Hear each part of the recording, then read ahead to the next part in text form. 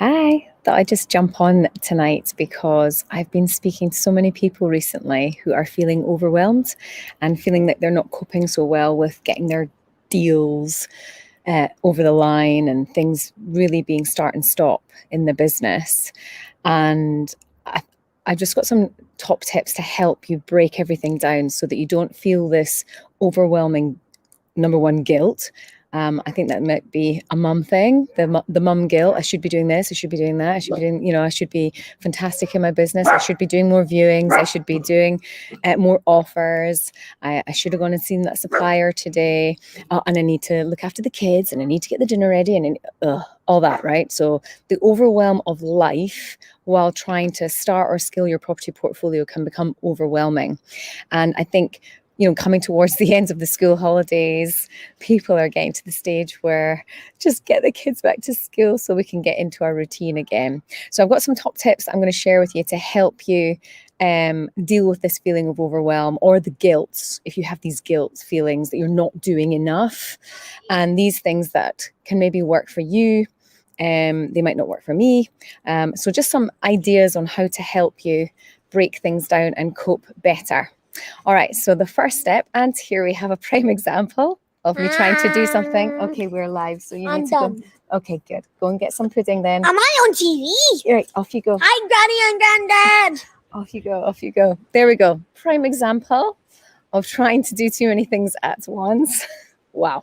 Anyway, first thing is I heard a really good piece of advice. This is going back maybe 3 years ago. And it's called slowing down to speed up.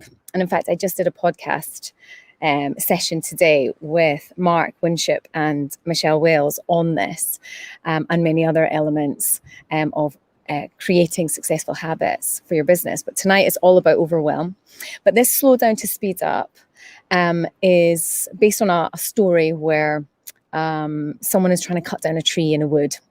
And he's sawing furiously to cut down this tree in a wood. And some people are coming to walk through the woods and they have a look at him and see him frantically focusing on getting this tree cut down. And they notice that his saw is actually a little bit blunt. So they suggested, hey, why don't you stop for a second and sharpen your saw and you'll probably cut the tree down much, much quicker. Yep.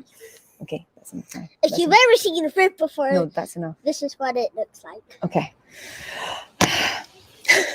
So they're saying if you actually stop trying to cut the tree down and sharpened your saw, take some time out, sharpen your saw, you're probably going to cut that tree down in like 45 minutes, an hour. Whereas if you keep going right now, it might take you hours and hours and hours and hours to do it. But he refuses and he keeps his head down and he's focusing so hard on cutting this tree down that he doesn't sharpen his saw. And that story really resonated with me because I feel a lot of the time I'm running around trying to be all things to all people and, be performing at my optimum level within my business. And sometimes you get to a point where you're not actually achieving anything of value or you're actually doing things not at the same level as you would normally do if you were at your top of your game.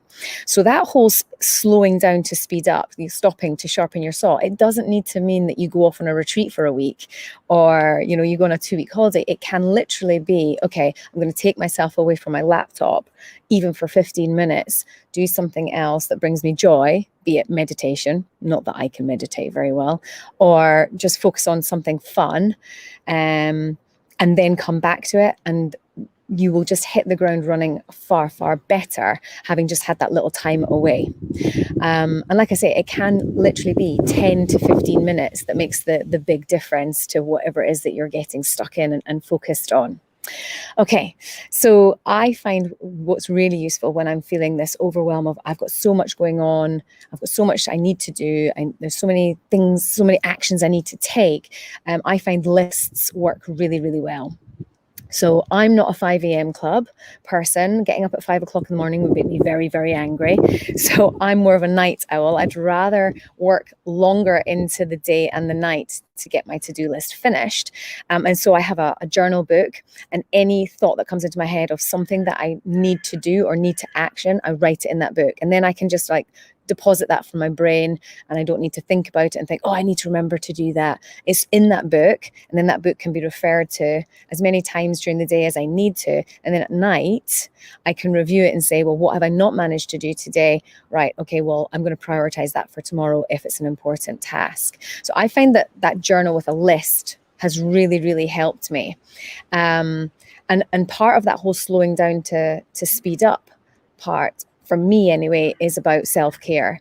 I found that when you're in this business and you have so many viewings to attend and people to talk to and relationships to build and to keep that momentum going, you can feel a little bit as if you're run ragged. So just having some self-care is something that I've really been focusing a lot on in the last 18 months to 2 years. I don't think we give ourselves enough of a break or celebrate even the smallest of wins. And if you celebrate these little wins and give yourself a little tap on the back when you actually do finish your to-do list for the day or whatever it is, it just keeps that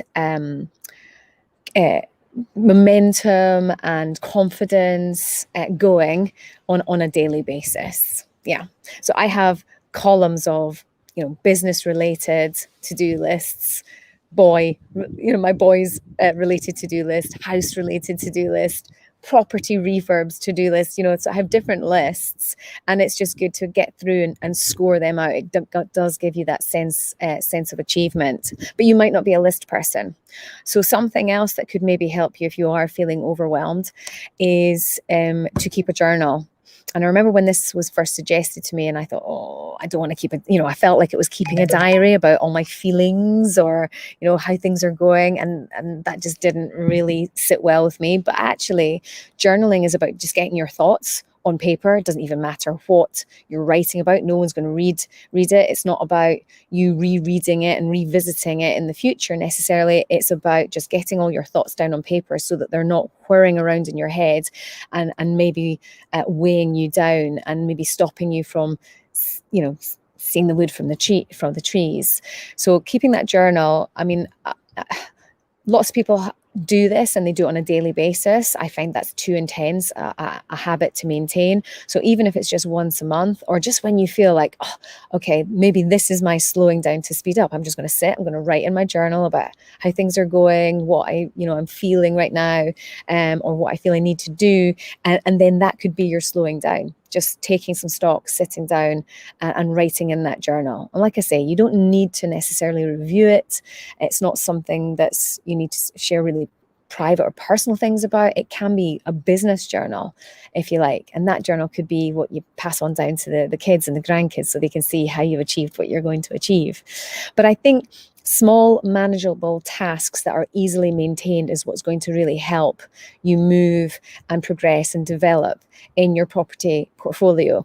And like New Year's resolutions and diets, they're never kept because they're just so extreme or they're too big to integrate into your life. So if you can try and get those manageable little tasks put into your life as you are completing your to-do list, or you're meditating, or you're doing your 5 a.m. club, or your cold shower, or whatever it is, then that will go a long way to help you stop feeling as overwhelmed as lots of people are feeling right now. There's a lot going on in the world. There's a lot going on in the economy. I feel the media are screaming louder than in a long time, and that has a massive impact on our mental capacity to cope and see things very, very clearly and help grow and scale your businesses. A couple of books that have really helped me on this that I would highly recommend you read or get on Audible is The Slight Edge by Jeff Olson, my all-time favorite business and personal development book. Atomic Habits is a good one, as well as Highly Successful Habits by Brendan Burchard. Those books there should help you integrate these small manageable tasks, these little habits that will help you cope with that feeling of overwhelm, and breaking everything down into small manageable tasks.